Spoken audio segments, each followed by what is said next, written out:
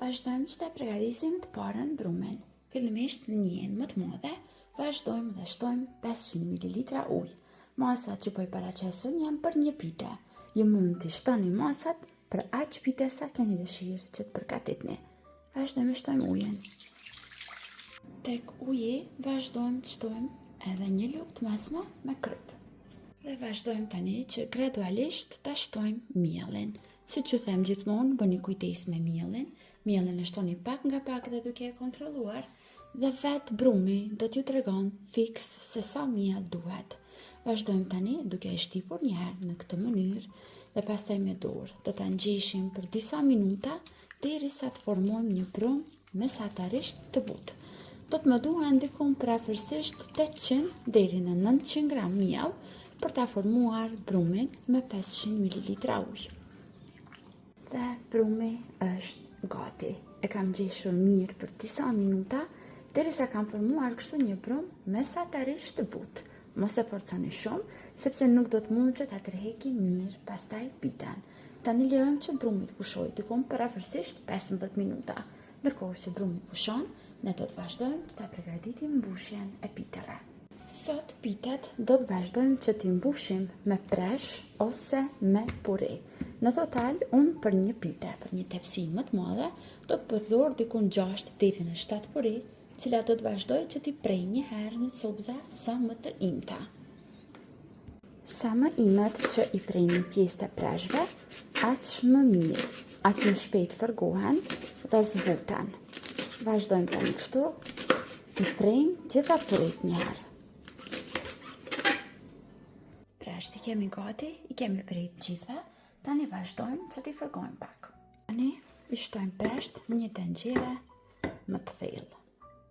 Vazhdojmë tani në zjarr mesatar, i fërgojmë presht për 3-4 minuta, sa të fillojnë që të zbuten pak.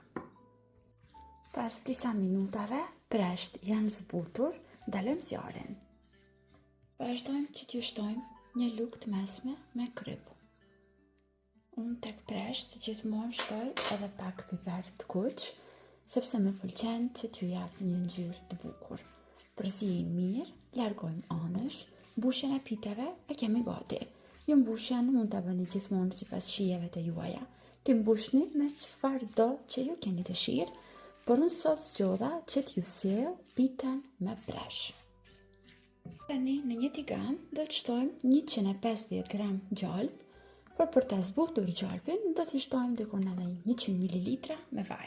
E vendosim në zjarr mesatar që të shkrihet dhe vazhdojmë që ta hapim brumin për pitet.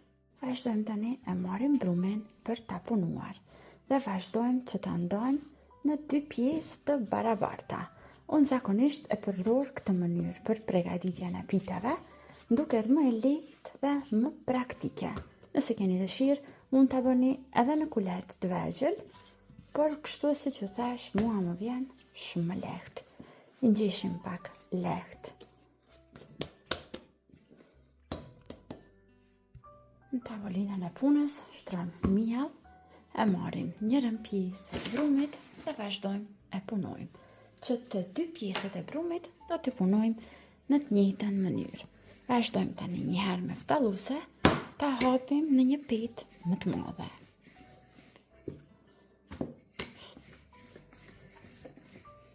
Pasi e hapim kështu të madhe, tani me ndihmën e një thike, vazhdojmë që ta prejmë kështu në formë të diellit.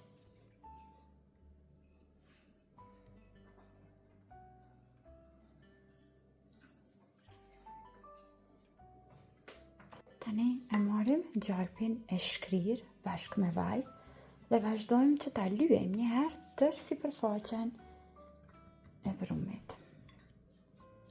Mos e kurseni gjalpin, sepse gjalpi e bën që pitja ndahet flet dhe të bëhet si baklavë. Tani vazhdojmë me palosjen e fyrekut. Marrim dhe i rrotullojmë për ka brenda.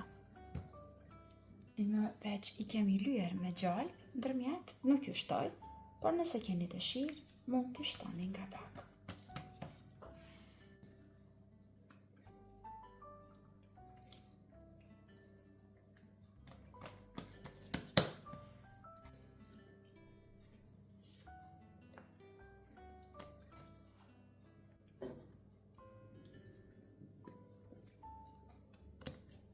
që të dy pjesët e brumit I kemi hapur në të njëjtën mënyrë, por ju lutem që të mbani mend se cila ka qenë pjesa e parë, sepse ajo tashmë ka pushuar dhe do të tërheqet më mirë. Tani vazhdojmë që të hapim petën në matësi të tepsisë. Dhe unë tani më nuk e përdor shkupin, por thjesht e bëj tërheqjen e brumit me dorë. E vendosim pjesën e parë të brumit në tepsi, duke u siguruar që pjesët anësore I kemi kapur kështu pak më lart me gisht, që të bëjmë vend për mbushjen, që mos na derdhet mbushja dhe të na qëndron brenda tek pitja. Vazhdojmë tani që ta shtojmë mbushjen me presh.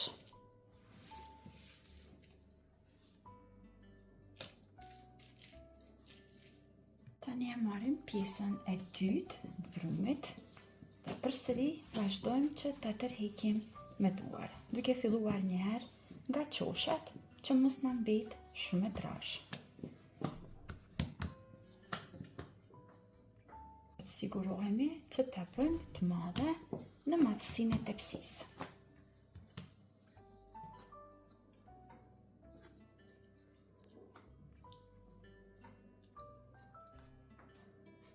Tani sigurohemi që do ta mbulojmë tërpitën dhe vazhdojmë që ja bëjmë rrethin. Mua më pëlqen që ta bëj pitën me rreth, ashtu siç më ka mësuar nëna ime.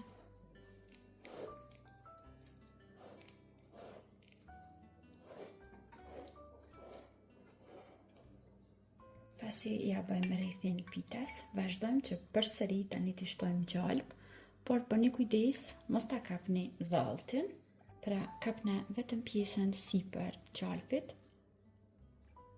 dhe shtoni sipër pitës.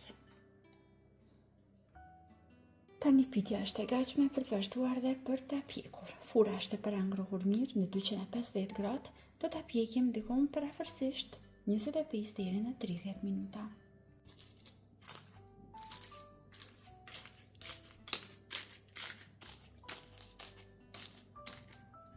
Tani që pitja është ftofur pak, është e gatshme për të vazhduar dhe për ta shijuar. Shpresoj që do ta provoni edhe ju këtë mënyrë të përgatitjes të shpejtë të pitës. Do të ta shijoni bashkë me familjet e juaja. Deri në video recetat e radhës, mbeteni të përshëndetur nga unë.